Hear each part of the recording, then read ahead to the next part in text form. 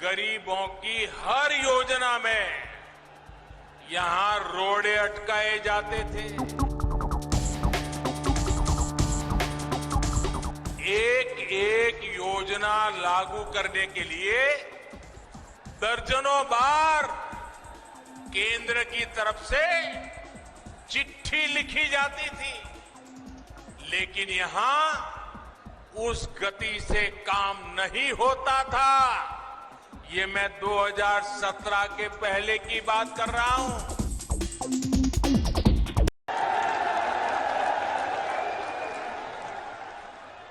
मैं आप सभी को और पूरे देश को राधा अष्टमी की हार्दिक बधाई देता हूं। हमारा सौभाग्य है कि विकास के इतने बड़े कार्यों की शुरुआत आज इस पवित्र दिन से हो रही है। हमारे संस्कार है कि जब कोई शुभ कार्य होता है तो हमें अपने बड़े अवश्य याद आते हैं।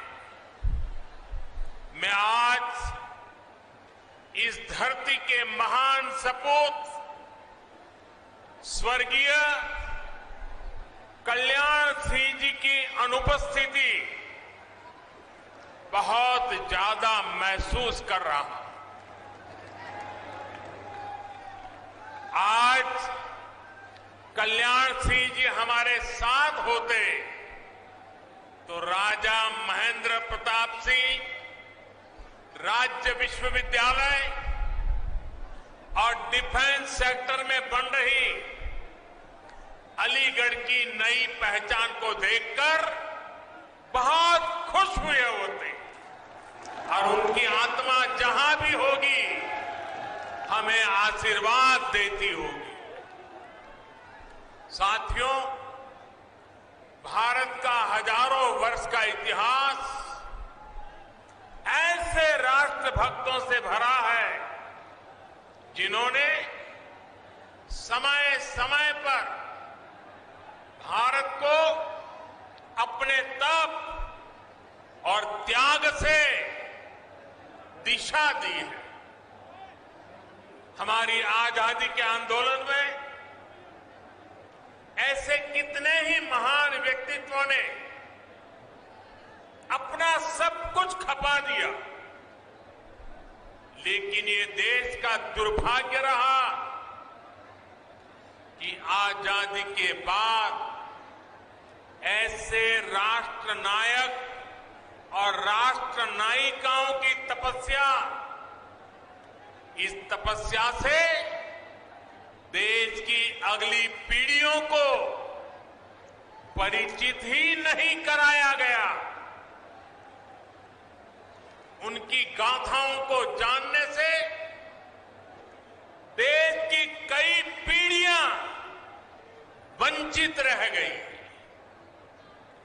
20वीं सदी की उन गलतियों को आज 21वीं सदी का भारत उन गलतियों को सुधार रहा है। महाराजा सुहेलदेव जी हो, दीनबंधु चौधरी छोटूराम जी हो, या फिर अब राजा महेंद्र प्रताप सिंह जी, राष्ट्र निर्माण में इनके योगदान से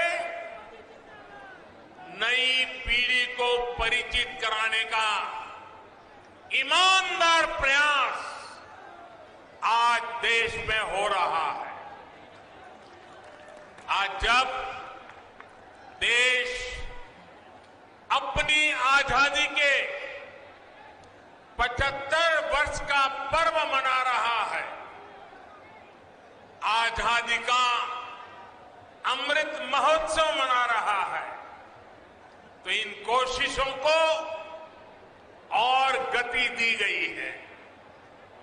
भारत की आजादी में राजा महेंद्र प्रताप सिंह ने उनके योगदान को नमन करने का ये प्रयास ऐसा ही एक पावन अवसर है। साथियों, आज देश के हर उस युवा को जो बड़े सपने देख रहा है, जो बड़े लक्ष्य पाना चाहता है, उसे राजा महेंद्र प्रताप सिंह जी के बारे में अवश्य जानना चाहिए, अवश्य पढ़ना चाहिए। राजा महेंद्र प्रताप सिंह जी के जीवन से हमें अदम्य इच्छा शक्ति, अपने सपनों को पूरा करने के लिए कुछ भी कर गुजरने वाली जीवटता आज भी हमें सीखने को मिलती है। वो भारत की आजादी चाहते थे और अपने जीवन का एक एक पल उन्होंने इसी के लिए समर्पित कर दिया था। उन्होंने सिर्फ भारत में ही रहकर और भारत में ही लोगों को प्रेरित नहीं किया, बल्कि वो भारत की आजादी के लिए दुनिया के कोने कोने में गए। अफगानिस्तान हो, पोलैंड हो, जापान हो, दक्षिण अफ्रीका हो, अपने जीवन पर हर खतरा उठाते हुए वो भारत माता को बेड़ियों से आजाद करने के लिए जुटे रहे, जी जान से जुटे रहे, जीवन भर काम करते रहे। मैं आज के युवाओं से कहूंगा कि जब भी मेरे देश के युवाएं, मेरी इस बात को गौर से सुनिए, मैं देश के युवाओं को कहूंगा कि जब भी उन्हें कोई लक्ष्य कठिन लगे, कुछ मुश्किलें नजर आए, तो मेरा आपसे अनुरोध है वो आप राजा महेंद्र प्रताप सिंह जी को जरूर याद करना, आपका हौसला बुलंद हो जाएगा। राजा महेंद्र प्रताप सिंह जी जिस तरह एक लक्ष्य, एक निष्ठ होकर भारत की आजादी के लिए जुटे रहे, वो आज भी हम सबको प्रेरणा देता है। और साथियों, आज जब मैं आपसे बात कर रहा हूं तो मुझे देश के एक और महान स्वतंत्र सेनानी, गुजरात के सपूत श्यामजी कृष्ण वर्मा जी का भी स्मरण हो रहा है। प्रथम विश्व युद्ध के समय राजा महेंद्र प्रताप जी विशेष तौर पर श्यामजी कृष्ण वर्मा जी और लाला हरदयाल जी से मिलने के लिए यूरोप गए थे। उसी बैठक में जो दिशा तय हुई, उसका परिणाम हमें अफगानिस्तान में भारत की पहली निर्वासित सरकार के तौर पर देखने को मिला। इस सरकार का नेतृत्व राजा महेंद्र प्रताप सिंह जी ने ही किया था। ये मेरा सौभाग्य था कि जब मैं गुजरात का मुख्यमंत्री था तो मुझे श्यामजी कृष्ण वर्मा जी की अस्थियों को 73 साल के बाद श्याम जी कृष्ण वर्मा जी की अस्थियों को भारत लाने में सफलता मिली थी। और अगर आप कभी कच्छ जाने का मौका मिले तो कच्छ के मांडवी में श्याम जी कृष्ण वर्मा जी का एक बहुत ही प्रेरक स्मारक है, जहां उनके अस्थि कलश रखे गए हैं। वो हमें मां भारती के लिए जीने की प्रेरणा देते हैं। आज देश के प्रधानमंत्री के नाते मुझे फिर से एक बार ये सौभाग्य मिला है कि मैं राजा महेंद्र प्रताप जी जैसे विजनरी और महान स्वतंत्रता सेनानी के नाम पर बन रही यूनिवर्सिटी का शिलान्यास कर रहा हूं।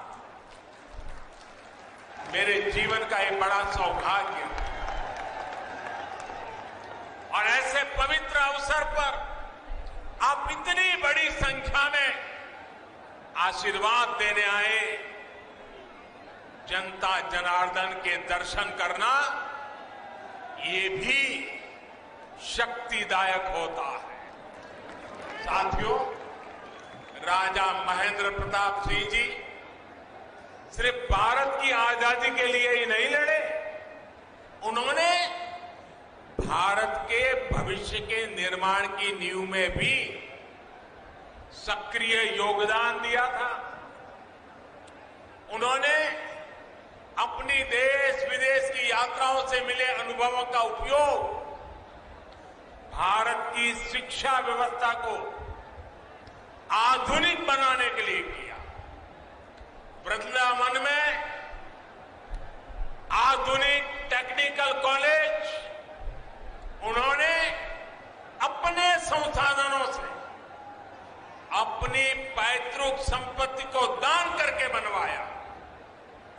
अलीगढ़ मुस्लिम यूनिवर्सिटी के लिए भी बड़ी जमीन राजा महेंद्र प्रताप सिंह जी ने ही दी थी। आज आजादी के इस अमृत काल में जब 21वीं सदी का भारत शिक्षा और कौशल के नए दौर की तरफ बढ़ चला है, तब मां भारती के ऐसे अमर सपूत के नाम पर विश्वविद्यालय का निर्माण उन्हें सच्ची कार्यांजलि है।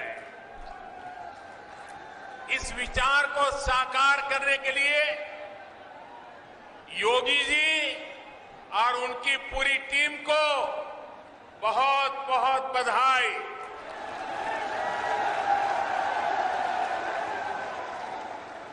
साथियों, ये विश्वविद्यालय आधुनिक शिक्षा का एक बड़ा केंद्र तो बनेगा ही, साथ ही देश में डिफेंस से जुड़ी पढ़ाई, डिफेंस मैन्युफैक्चरिंग से जुड़ी टेक्नोलॉजी और मैन पावर बनाने वाला सेंटर भी बनेगा। नई राष्ट्रीय शिक्षा नीति में जिस तरह शिक्षा, कौशल और स्थानीय भाषा में पढ़ाई, इस पर बल दिया गया है, उससे इस विश्वविद्यालय में पढ़ने वाले छात्र छात्राओं को बहुत लाभ होगा। अपनी सैन्य ताकत को मजबूत करने के लिए आत्मनिर्भरता की तरफ बढ़ने भारत के प्रयासों को इस विश्वविद्यालय में होने वाली पढ़ाई नई गति देगी। आज देश ही नहीं, दुनिया भी देख रही है कि आधुनिक ग्रेनेड और राइफल से लेकर लड़ाकू विमान, आधुनिक ड्रोन, युद्धपोत, ये सब भारत में ही निर्मित करने का अभियान चल रहा है। भारत दुनिया के एक बड़े डिफेंस इंपोर्टर की छवि से बाहर निकलकर, वरना हमारी छवि यही है, हम डिफेंस के लिए जो भी चाहिए इंपोर्ट करते, बाहर से मंगवाते रहते। आजादी के 75 साल हो गए, हम मंगवाते रहते हैं। इस छवि से बाहर निकलकर दुनिया के एक अहम डिफेंस एक्सपोर्टर की नई पहचान बनाने के संकल्प के साथ आगे बढ़ रहे हैं। भारत की इस बदलती पहचान का एक बहुत बड़ा केंद्र ये हमारा उत्तर प्रदेश बनने वाला है और उत्तर प्रदेश के सांसद के नाते मुझे इस बात का विशेष गर्व है। साथियों, थोड़ी देर पहले डिफेंस कॉरिडोर के अलीगढ़ नोड की प्रगति का मैंने अवलोकन किया। अलीगढ़ में ही डिफेंस मैन्युफैक्चरिंग से जुड़ी 1.5 दर्जन से अधिक कंपनियां सैकड़ों करोड़ रुपए के निवेश से हजारों नए रोजगार यहां बनाने वाली है। अलीगढ़ नोड में छोटे हथियार, आयुध, drone, aerospace, metal components, entry drone system, defence packaging, ऐसे उत्पाद बन सके, इसके लिए नए उद्योग लगाए जा रहे हैं। ये बदलाव अलीगढ़ और आसपास के क्षेत्र को एक नई पहचान देगा। साथियों, अभी तक लोग अपने घर की या अपने दुकान की सुरक्षा के लिए अलीगढ़ के भरोसे रहते थे। पता है ना, क्योंकि अलीगढ़ का ताला अगर लगा होता था तो लोग निश्चिंत हो जाते थे।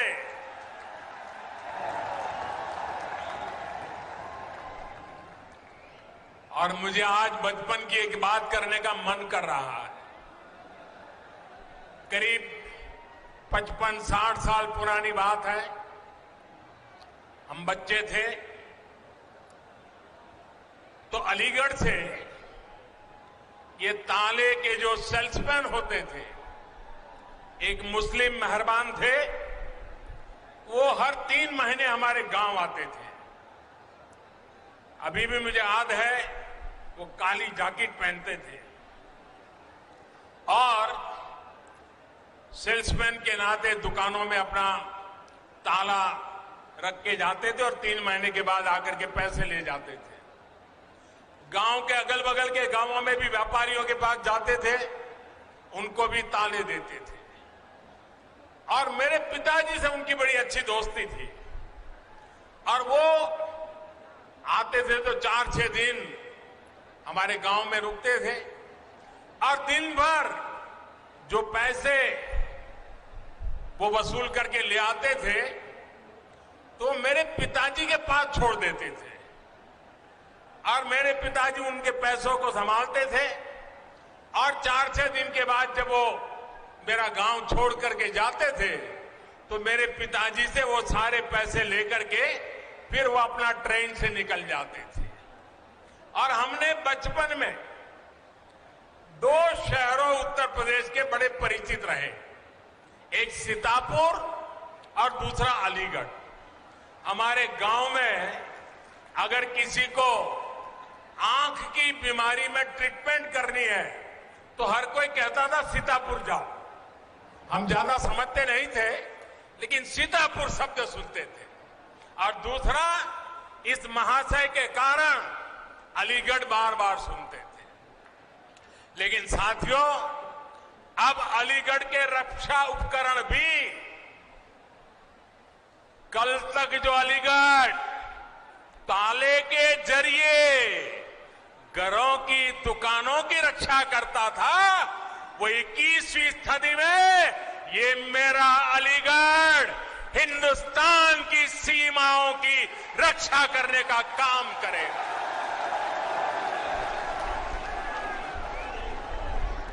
यहां ऐसे आयुध बनेंगे। वन डिस्ट्रिक्ट वन प्रोडक्ट योजना के तहत यूपी सरकार ने अलीगढ़ के तालों और हार्डवेयर को एक नई पहचान दिलाने का काम किया है। इससे युवाओं के लिए, एमएसएमईज के लिए नए अवसर तैयार हो रहे हैं। अब डिफेंस इंडस्ट्री के जरिए भी यहां के मौजूदा उद्यमियों को, एमएसएमईज को विशेष लाभ होगा और नए एमएसएमईज के लिए प्रोत्साहन भी प्राप्त होगा। जो छोटे उद्यमी हैं, उनके लिए भी डिफेंस कॉरिडोर का अलीगढ़ नोड नए मौके बनाएगा। भाइयों और बहनों, डिफेंस कॉरिडोर के लखनऊ नोड में दुनिया की सबसे बेहतरीन मिसाइल में से एक ब्रह्मोस का निर्माण भी प्रस्तावित है। इसके लिए अगले कुछ सालों में 9,000 करोड़ रुपए निवेश किए जा रहे हैं। झांसी नोड में एक और मिसाइल मैन्युफैक्चरिंग से जुड़ी बहुत बड़ी महत्वपूर्ण यूनिट लगने का प्रस्ताव है। यूपी डिफेंस कॉरिडोर ऐसे ही बड़े निवेश और रोजगार के बहुत बड़े अवसरों को लेकर के आ रहा है। साथियों, आज उत्तर प्रदेश देश और दुनिया के हर छोटे बड़े निवेशक के लिए बहुत आकर्षक स्थान बनता जा रहा है। ये तब होता है जब निवेश के लिए जरूरी माहौल बनता है, जरूरी सुविधाएं मिलती है। आज उत्तर प्रदेश डबल इंजन सरकार के डबल लाभ का बहुत बड़ा उदाहरण है। योगी जी और उनकी पूरी टीम ने सबका साथ, सबका विकास, सबका विश्वास के मंत्र पर चलते हुए उत्तर प्रदेश को नई भूमिका के लिए तैयार किया है। अब सबके प्रयास से इसे और आगे भी बढ़ाना है। समाज में विकास के अवसरों से जिनको दूर रखा गया, ऐसे हर समाज को शिक्षा और सरकारी नौकरियों में अवसर दिए जा रहे हैं। आज उत्तर प्रदेश की चर्चा बड़े इंफ्रास्ट्रक्चर प्रोजेक्ट और बड़े फैसलों के लिए होती है। पश्चिमी उत्तर प्रदेश तो इसका एक बहुत बड़ा लाभार्थी है। ग्रेटर नोएडा में इंटीग्रेटेड इंडस्ट्रियल टाउनशिप का निर्माण मल्टी मॉडल लॉजिस्टिक्स हब, जेवर international airport, Delhi Meerut regional rapid transit system, metro connectivity, आधुनिक हाईवे और एक्सप्रेसवे, ऐसे अनेक काम आज पश्चिमी उत्तर प्रदेश में हो रहे हैं। यूपी में चल रहे ये हजारों करोड़ रुपए के प्रोजेक्ट आने वाले वर्षों में भारत की प्रगति का बड़ा आधार बनेंगे। भाई और बहनों, मुझे आज ये देखकर बहुत खुशी होती है कि जिस यूपी को देश के विकास में एक रुकावट के रूप में देखा जाता था, वही यूपी आज देश के बड़े अभियानों का नेतृत्व कर रहा है। शौचालय बनाने का अभियान हो, गरीबों को अपना पक्का घर देना हो, उज्ज्वला के तहत गैस कनेक्शन हो, बिजली कनेक्शन हो, पीएम किसान सम्मान निधि हो, हर योजना, हर मिशन में योगी जी के यूपी ने देश के लक्ष्यों को हासिल करने में अग्रणी भूमिका निभाई है। वरना मुझे तो याद है, वो दिन मैं भूल नहीं सकता हूं, जब 2017 से पहले गरीबों की हर योजना में यहां रोड़े अटकाए जाते थे। एक एक योजना लागू करने के लिए दर्जनों बार केंद्र की तरफ से चिट्ठी लिखी जाती थी, लेकिन यहां उस गति से काम नहीं होता था। ये मैं 2017 के पहले की बात कर रहा हूं। जैसे होना चाहिए था वैसा नहीं होता था। साथियों, यूपी के लोग भूल नहीं सकते कि पहले यहां किस तरह के घोटाले होते थे, किस तरह राजकाज को भ्रष्टाचारियों के हवाले कर दिया गया था। आज योगी जी की सरकार पूरी ईमानदारी से यूपी के विकास में जुटी हुई है।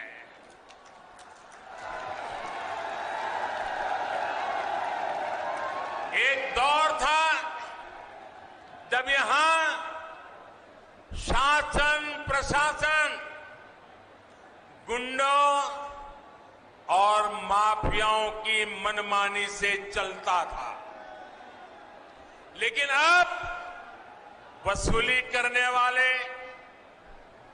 माफिया राज चलाने वाले सलाखों के पीछे हैं। मैं पश्चिम उत्तर प्रदेश के लोगों को विशेष तौर पर याद दिलाना चाहता हूं। इसी क्षेत्र में 4-5 साल पहले परिवार अपने ही घरों में डर करके जीते थे। बहन बेटियों को घर से निकलने में, स्कूल कॉलेज जाने में डर लगता था। जब तक बेटियां घर वापस न आए, माता पिता की सांसें अटकी रहती थी। जो माहौल था उसमें कितने ही लोगों को अपना पुश्तैनी घर छोड़ना पड़ा, पलायन करना पड़ा। आज यूपी में कोई अपराधी ऐसा करने से पहले 100 बार सोचता है।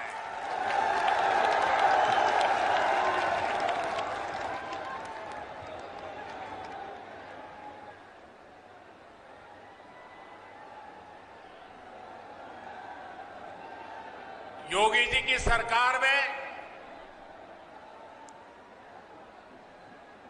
गरीब की सुनवाई भी है, गरीब का सम्मान भी है। योगी जी के नेतृत्व में यूपी की बदलती कार्यशैली का एक बहुत बड़ा प्रमाण है।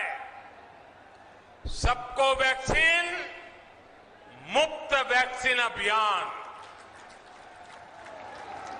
उत्तर प्रदेश अभी तक 8 करोड़ से अधिक टीके लगा चुका है।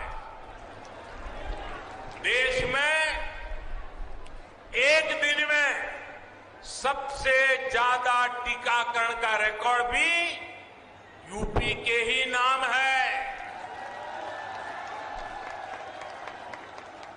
कोरोना के इस संकट काल में गरीब की चिंता सरकार की सर्वोच्च प्राथमिकता है। कोई गरीब भूखा ना रहे, इसके लिए महीनों से मुफ्त अनाज दिया जा रहा है। गरीबों को भूखमरी से बचाने के लिए जो काम दुनिया के बड़े बड़े देश नहीं कर पाए, वो आज भारत कर रहा है। ये हमारा उत्तर प्रदेश कर रहा है।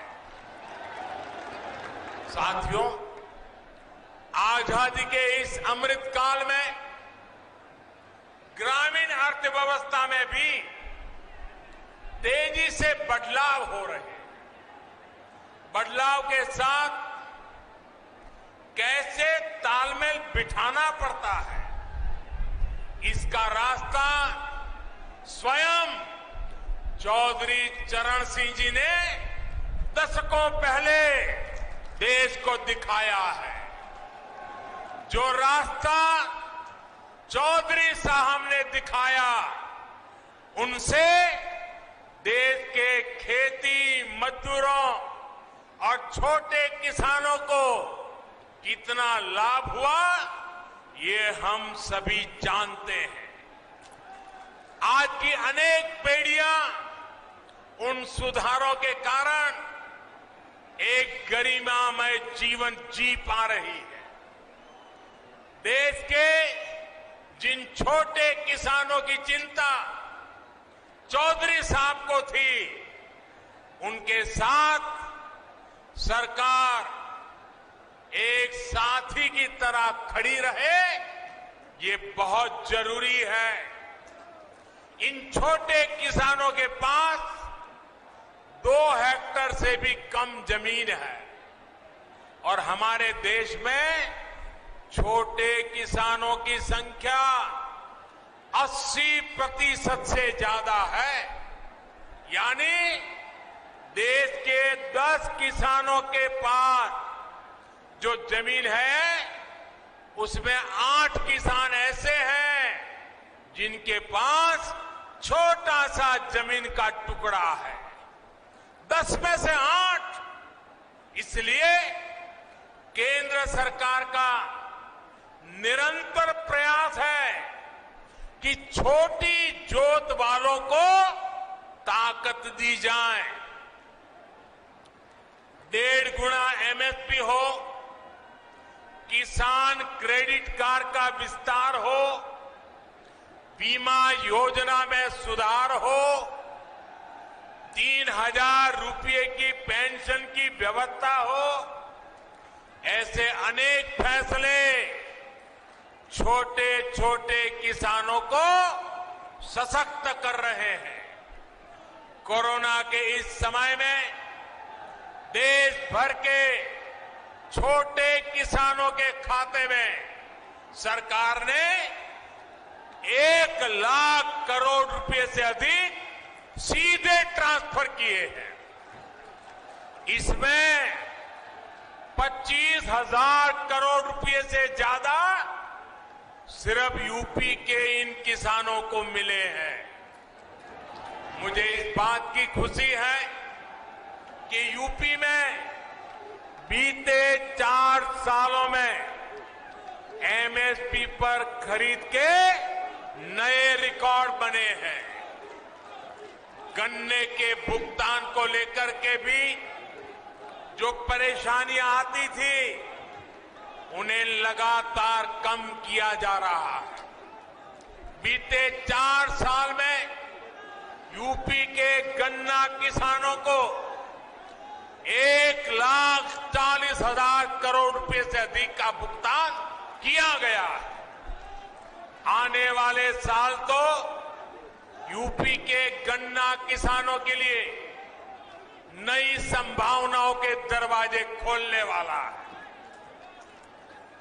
गन्ने से जो इथेनॉल बनता है, बायोफ्यूल बनता है, उसका उपयोग ईंधन में बढ़ाया जा रहा है। इसका बड़ा लाभ पश्चिम यूपी के गन्ना किसानों को भी होने वाला है।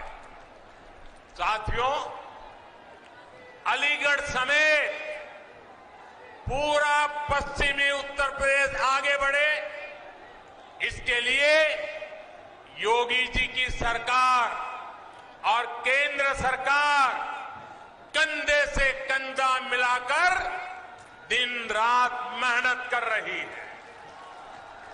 हमें मिलकर इस क्षेत्र को और समृद्ध करना है। यहां के बेटा बेटियों के सामर्थ्य को और बढ़ाना है और विकास विरोधी हर ताकत से उत्तर प्रदेश को बचाना है।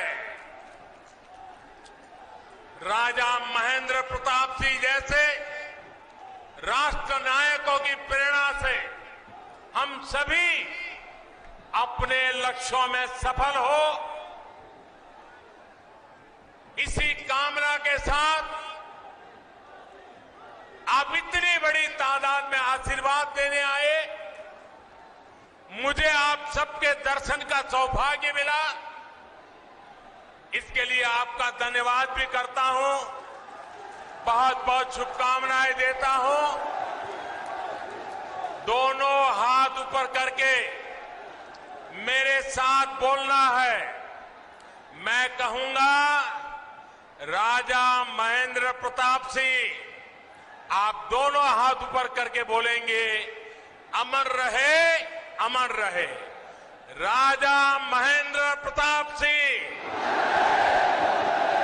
राजा महेंद्र प्रताप सिंह, राजा महेंद्र प्रताप सिंह, राजा महेंद्र प्रताप सिंह, राजा महेंद्र प्रताप सिंह। भारत माता की, भारत माता की। बहुत बहुत धन्यवाद।